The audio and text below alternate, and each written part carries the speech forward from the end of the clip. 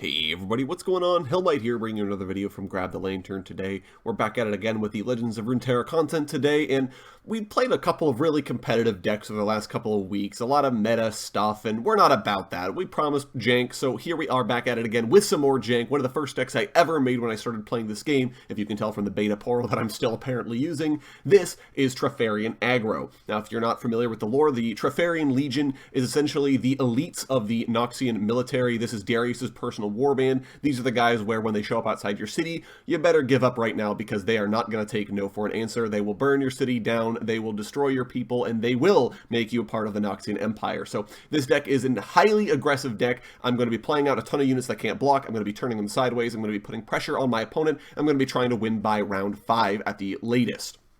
Now, this means that if the game goes long, I probably just lose it because this deck doesn't have a lot of ways to sort of play from behind, but generally speaking, if it can curve out quite well, it will just sort of end my opponent's existence, which is really fun. So let's go ahead and hop into the card by card here real quick and talk about the deck, starting of course with our Legion Rearguard. He just got a buff on this patch, which is kind of why I'm excited to play the deck again, as at 3-2, he basically won't die to anything that blocks him, which is really nice, and he can start getting in for 3 damage. Yeah, he can't block, but that's irrelevant because I'm pretty much going to be swinging with him every turn regardless. I'm also running 3 copies of Legion Saboteur. Now, why am I running so many 1-cost units, you might ask? Well, I just want units on the board. I want to be swinging in with a wide board, and all of these guys are going to be dealing high damage. Legion Saboteur does the exact same amount of damage as Rearguard if she's not blocked, and if she is blocked, she's getting 3 damage regardless, which means my opponent then doesn't kind of want to block her because she's going to hit them anyways, and there's sort of a lot of flexibility with them. It also means that I'm almost guaranteed to have a unit down on turn 1 to combo with the Trifarian Hopefuls. They're going to become 5/2s as long as I have another unit on the board, and a 5/2 on turn 2 is really tough to deal with. My opponent's either being forced to burn removal spells on him in order to not take a quarter of their life total in a single attack, or they're taking the 5. So a lot of flexibility here, but it does mean I need to have a unit on the board to start with, and so that's why I'm going to be running all 6 of these cards. I've got a single copy here of Apprehend. This is just kind of a fun Z card where if I already have the Darius down and if somehow my opponent didn't die, I can Apprehend in order to just immediately swing in again with the Darius, which is nice. I can also play it on my opponent's turn. They may think, well, I have some time to see the Darius coming. Apprehend happens, and all of a sudden they have no time before the bad man dunks them. So a kind of a fun card, but I'm running it at 1 copy because it's not very useful outside of that aforementioned scenario. 2 copies of Legion Drummer here. This is a fun card because it gives the ally quick attack, which then means my opponent doesn't really want to block the quick attacker. They almost guaranteed will always block the Legion Drummer, but she's at 3 power, so she'll pretty much trade with anything that blocks her at the 2 to 3 mana mark, which is quite nice. So she kind of is a distraction unit that can allow my main damage dealers to get in for free, because once they have quick attack, my opponent isn't going to want to block them anymore, especially someone like the Gloryseekers or the Hopefuls. They're hitting for 5 damage with quick attack. Nothing is going to block them. I'm going to get that damage in for free, which is pretty good. 3 copies of Legion Grenadier. Now, he's really nice because he's also at the 3/2 body, which is a really good size for his mana cost, but also if he dies, he deals 1 to the enemy nexus. He can block as well, so I don't even care if I play him on my opponent's turn because he has the ability to block. And if he dies, he's still getting in for some damage, which is very relevant for this deck. I just need damage to the dome. Speaking of damage, Trifarian Gloryseeker is a 5/1 with Challenger for 2. This unit does so much damage. If my opponent is playing very defensively, if they're trying to bank up spell mana for later turns, for example, and I drop a Gloryseeker on turn 2, they're just taking 5 damage, which is incredibly good. She also has the ability to challenge enemy backline units that are trying to not block because my opponent's attempting to go off with them. Stuff like the Zoe or the Twisted Fate or the Aphelios, and Gloryseeker says, no, come here and you're dying because she's got 5 power and she's going to kill almost anything that she's able to strike. Yes, she dies to a stiff spring breeze, but either way, she's still going to be doing a ton of damage, and I don't really care if she lives or dies. She's a distraction. She's something that's supposed to get my opponent to play removal on her, and that's essentially why she's here. 2 copies of Culling Strike. This is in order to open up holes in my opponent's defenses if they're playing low power creatures that are just good blockers. Braum in particular is really saddened by this card. Braum can cause this deck a lot of problems. Culling Strike just kills him outright, even if he gets the take card afterwards because he just dies to that. And it's also a good way for me to kind of fish out those pesky units I was talking about before, the Aphelioses, the Fizzes, the Zoes, because it just kills them outright. So it also means that things like Barrier can't protect them, or Toughness Boost, they can't save them because Culling Strike is a kill effect. So it's a good card for the deck here. 3 copies of Might. This is a really good way to punish my opponent for not blocking a unit or for blocking a unit, because all of a sudden they thought they were going to take no damage from that attack, and instead they take 4 to 5 damage from that attack because of the overwhelm from Might, which is really nice. It's a burst spell, so they can't even see it coming. Usually I'll be playing units with my spell mana, but if I happen to have some mana left over, Might is a good way for me to kind of use that extra spell mana. 3 copies of Reckless Trifarian. This dude is crazy good. At 5 power and 4 health, he's pretty much killing anything that blocks him. He's surviving whatever blocked him, and he's just sort of able to get in for a ton of damage. He's also a good target for Whirling Death here, as he has a lot of power, so he's able to sort of strike anything else that may be blocking at the same time, or strike the thing that is blocking him if he needs a little bit more of a pump to get through. I'm not running the copies of Bloody Business, as I think at 4 mana, I've talked about this a little bit before, but a 4 mana spell you really kind of need to commit to using, whereas a 3 mana spell can be well, I've got some spell mana, I may as well use it card. But either way, he's the last of the can't block cards. He's another card that I'll basically be turning sideways every single turn, because he's just supposed to swing in, force my opponent to block, kill their units, and then die gloriously. 2 copies of Scorched Earth here. This is a really good Noxian card. I think it's the best landmark removal in the game right now, because it just straight up destroys a landmark. No ifs, ands, or buts, no hoops to jump through. It just gets rid of it. It also has the flexibility of killing damaged units, so if my opponent does somehow keep a unit alive from getting hit with a 5 power card or something, Scorched Earth is a good way to just sort of finish it off, as it's now taken damage, and Scorched Earth, again, is a kill effect, so my opponent can't even really do anything about it other than like Spell Shield and those kinds of effects, because it just kills them dead. Basilisk Rider is an Allegiance card for Noxus, so we had to go into the deck because this deck is pure Noxus, so I'm always going to get the trigger. He comes down as a 5/4 with Overwhelm. He can block, unlike the Reckless Trifarian. Also, the Overwhelm means that if I can stun a unit that's trying to block him, he's getting it for full damage, or he's even getting it for partial damage if he is blocked. So another really good card for me to have, especially to come down with on turn 4, and then turn sideways immediately as turn 5 starts. 2 copies of Decisive Maneuver. This is a bit of a weird one. I'm not sure if I'm happy with how it plays or not, but there are some situations where it ends up being just an absolute blowout for my opponent by stunning whatever they're trying to block with, especially if that unit had Overwhelm, because then my Overwhelm unit can crash in for free, and gives all of my other allies +2/+0. If more than one ally is getting the bonus, I've probably already won the game and didn't need the Decisive Maneuver in the first place, but either way is a good one to have, and especially if I do come down with the Darius on their turn, for example, then I can go to combat, play the Decisive Maneuver to stun whatever they're trying to block with the Darius, and then they just die from there, which is pretty good. And speaking of Darius, here is the bad man himself. He's fun because he's straightforward. He's not like this build around me, cerebral, well, think about what you want to do with this champion kind of card. He just comes down and he ends the game. As a 10/6 with Overwhelm, as long as you're able to get him flipped, he does quite well. He can also flip in the middle of combat, so if I'm able to get through just a little bit more damage to get my opponent down to 10 life, Darius flips, and all of a sudden they go from almost dead to definitely dead. So definitely love how this dude performs the deck. And as sort of an alternate win condition, I do have Captain Farron. Now at 8 mana, he is a little on the expensive side. If I'm resolving Farron, I've probably already lost the game, but he does have the flexibility of coming with 2 Decimates in hand. If my opponent's at 8 or less life, I can play out those Decimates, just sort of kill them from there, and he's an 8/8 with Overwhelm as well, so he's no slouch. I can swing in with him the turn he comes down, and then have those Decimates in hand to finish off my opponent if they don't have anything to either heal their life total or to deny those spells, so it's going to be quite good. Anyways, that's the deck. It's simple, it's straightforward. We're going to be playing out cards, we're turning them sideways. Like I said, these should be fast games if I'm playing properly, so we'll see how it goes, and I'll see you guys once we get into game.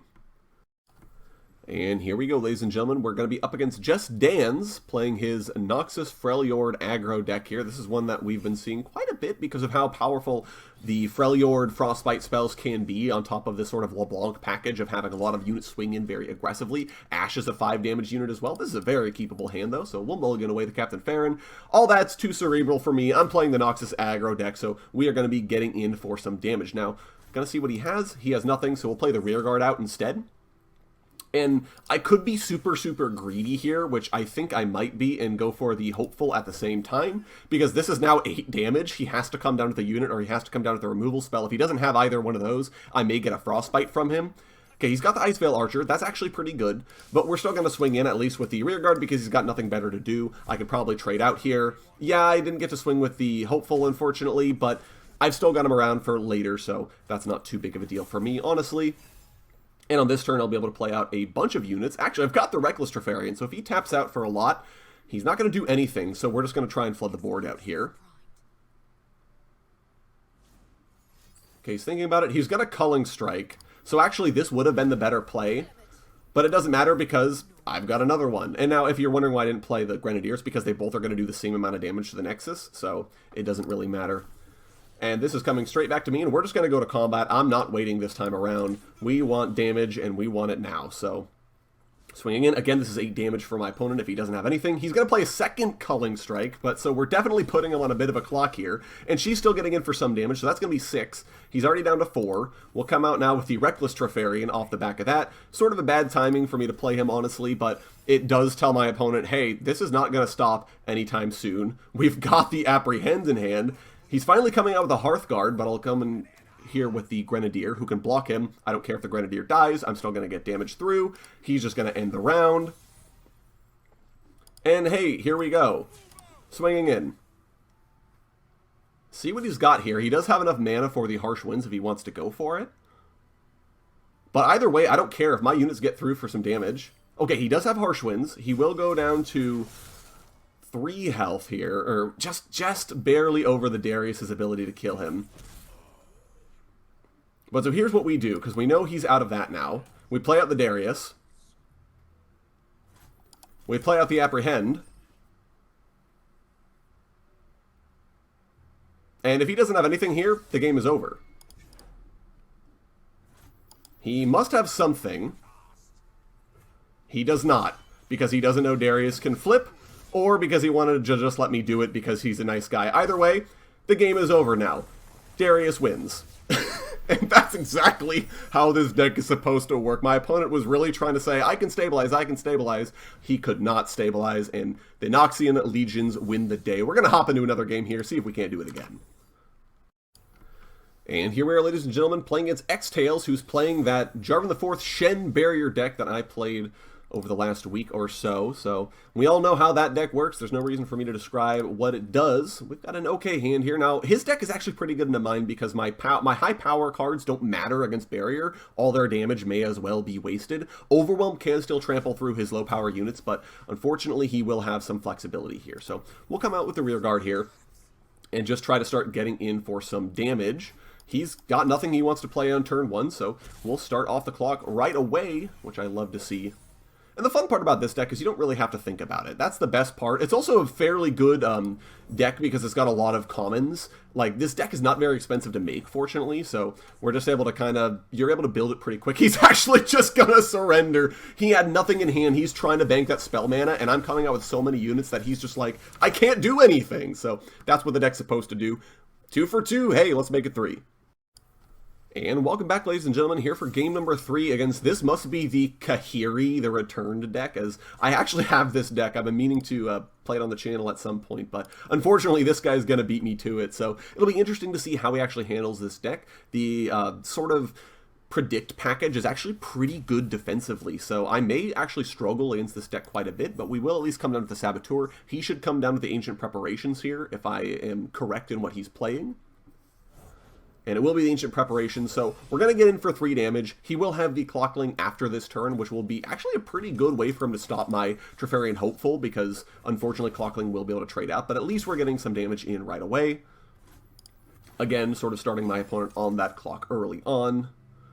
2 Scorched Earth and the Decisive Maneuver are not really what I want to see in this hand, but might be good later in the game here. Yeah, he will come to the Chronomancer. That totally makes sense. And the biggest problem is because this is a 3 toughness unit, he actually is going to be able to survive my Legion Saboteur. Now, I don't really care about the Saboteur if he blocks the Saboteur, but he will be able to unfortunately kill the Hopeful and not take any damage off the back of this. But again, the whole point is just to open holes in my opponent's defenses. I can come down to the Reckless Trifarian as well. He's actually going to attack, and that's fine. I don't care about my own life total. That's not important. My whole point is just to reduce my opponent's life total to 0. So now, of course, he does have the Clockling, so he has the extra block here. We'll play out the Reckless Trifarian. He likely will come down with Kahiri the Younger on this turn. He does have Kahiri the Student, and it doesn't matter because we're still swinging in. Now, he can trade out here pretty nicely if he wants to. And so he will, but at the very least, what I'm doing here, I'm still getting a little bit of damage through from the Saboteur, and we're just putting the corkscrews to him. If he's not able to develop, hopefully we're able to get him into a point where the Darius can still end the game. And I'm still sitting on a couple of units here, so plus the Basilisk Rider. I do love that.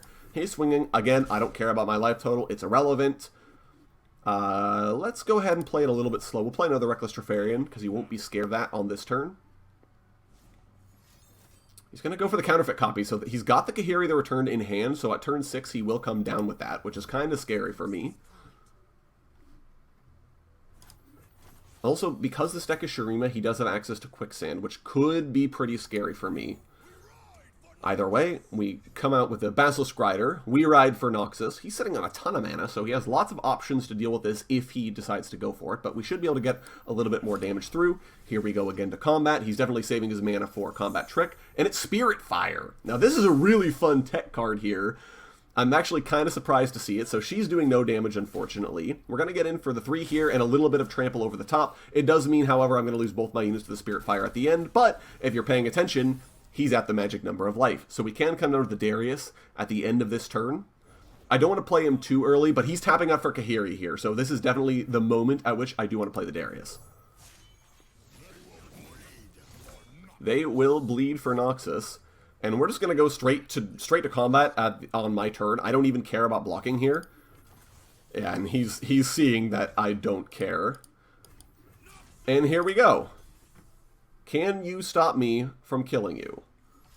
He does have the Quicksand. That's a good tech card to have there. It also removes my Overwhelm. He's got Iterative Improvement to, again, pump up the Kahiri. And unfortunately, I don't think there's a way for me to deal with this because Darius no longer has Overwhelm. He won't actually be able to get any damage through, unfortunately. So it may be worth it to save the Decisive Maneuver for another turn and just content myself with getting him down to 5 and also killing off one of his Kahiris. We will go ahead and flood out the board here as well in order to just get him into a point where on the next turn, if he can't kill me or if he can't remove my board, we're just going to be able to swing in and kill him for real this time. Also, opening an Apprehend here would be really nice. Not going to see it, unfortunately, but we've got plenty of mana, so as long as I'm able to get through this turn, I'm really not that scared. He's got the Preservarium to go digging for a few more answers. I could kill it, but I don't think it's worth the spell at this point. Spirit Fire will get rid of the Darius, unfortunately, and will actually kill off the majority of my board here. He will take the 1 damage off the Legion Grenadier, though. And if he has nothing else I can do, I can still kill him with the Reckless Trifarian, so... Also, we've got the Farron. Now, that's sort of my alternate win condition here, but he has nothing. That Spirit Fire was the last he could do, so we will be able to push through the last of the damage there and come up with a W despite Darius going down. Trifarian Aggro going strong here. We're going to do probably one more, I want to say, as these games have been pretty quick, so, and that middle game especially was pretty not a game. My opponent just kind of conceded, so I'll see you guys here in Game 4 and see how it goes. And here we go, Game 4, probably the last game I will play today against Dynasty. Now, he is playing the sort of Ionia Freljord ramp deck with Tryndamere and Trundle as win conditions, but that deck is pretty vulnerable to early aggro. Guess what deck we're playing here, ladies and gentlemen. This is probably not as much fun as I'm making it out to be. All you guys are doing is seeing me play units with my brain off and just turning them sideways, but like, it's so much fun to play because, like I said, you don't have to think about it. You just play units, you just declare attacks. If your opponent's got it, they've got it. If you've got it, you've got it. A lot of fun to be had here all around. He's got the Avarostan Sentry, who's a little sad, but we'll come out with the Legion Drummer. If he wants to swing, that's fine. I don't care, especially because I don't want to allow him to draw the card off of the Sentry. Coming back to my turn here, I will come out with a Reckless Trifarian, even though he does have more of a chance to develop because it's more damage I can theoretically get through. See what he has. Avalanche. This is a super sad one for me. I almost mentioned it in the deck breakdown, but this card makes my deck super sad, but that was all his mana, and he didn't kill the Reckless Trifarian because that 4 health is so clutch. So he's going to get in for another 5, get my opponent down to 12. It's turn 4, and he's already that low. We have the Darius as well. Come out with the rear guard here. I can get in for 11 on this turn, unless I can't play out the Darius as well here. Would it make sense to go for the Decisive Maneuver? I actually can't play it because nothing is stunned. I think I do want to hold on to the Might just in case, see what he wants to do. If he's got a Harsh Winds, yeah. So what I'm going to do, I'm still going to play the Might here, because it'll get him down to Darius threshold. And I can still bank a lot of this spell mana here. He's got another 2 mana, but he will take the 3. He's in Darius threshold, and he can probably guess that's why I did it. We're on Darius mana with Apprehend as well. This is brutal for my opponent. He does have the option of going for another Avalanche, If he plays a champion here, he could play the Trundle, I think is a mistake. Catalyst of Aeons, that's a big one to have here. So we'll still come down to the Darius, though. That was a tempo drop play. I can't play Apprehend! No! Because he doesn't have a unit for me to stun, but it shouldn't matter here. We go back to combat. What has he got? He's got Concussive Palm, so he will stun the Darius, which is pretty sad for me as well, because Darius, unfortunately, then won't be able to attack afterwards, even though I've got the flip. However, he has played a unit for me to stun now. Okay, Avaros and Sentry will come down. I'm going to play this a little slow. So we have the Basilisk Rider. He's passing back, so he probably has nothing else he can develop with. So we will play the Apprehend. He's got something. It is the Deny. Very, very clutch Deny for him to have there as well, because he would have just died to this attack. So that's disappointing for me, but we're getting close to Farron mana. We're actually on Farron mana. All I have to really do is play Farron. If he doesn't have any more healing, he is going to die. And he's gone for a Voice of the Old Ones, so he's going to get an 8-cost card. He doesn't want to swing, I don't think. Here's the Farron. And the question is, what is he going to do on his turn, given how much damage I've got, given that I have the 2 Decimates in hand and the mana to play them? He's looking. He's got a couple of spells here. He could play 2 Harsh Winds and really make me sad. Okay, here's the block. He should be blocking... Okay, he's got the Concussive Palm for the Farron and a Will of Ionia for the Darius, but he knows he doesn't have enough. He will still concede there because he just didn't have it. And that's what this deck excels at doing, is just putting so much pressure on your opponent. And a lot of people are playing these sort of mid-rangey, late-game scaling decks that an aggro deck like this that basically says, screw the late game, I'm going to kill you by turn 5 or not at all, just really hoses them because they're used to having so much time of banking spell mana, of playing defensively, of building up to a threat, and then Trifarian Aggro comes out and punches them directly in the mouth. So that's going to be it for me. You guys have basically seen all this deck can do. It's a simple deck. It doesn't have a lot of options. It's just play units, turn them sideways. I know I've said that a million times, but that's just how it goes. So either way, I hope you enjoyed the video today regardless. I think I will probably have more fun than you guys will, unfortunately, on this deck, because I love playing this deck so much. It's just mind-numbingly dumb and stupid, and I love it. So let me know what you guys think of this deck down in the comment section below. I'd love to hear your thoughts, or if this was enjoyable for anyone besides me today, let me know that. If you enjoyed the video today, go ahead and leave a like, and if you really enjoyed the video, consider subscribing. I upload Legends of Runeterra content every Sunday, and regular League of Legends content on the rest of the week. Once again, thank you guys so very much for watching. I do appreciate it, and I will talk to you all later.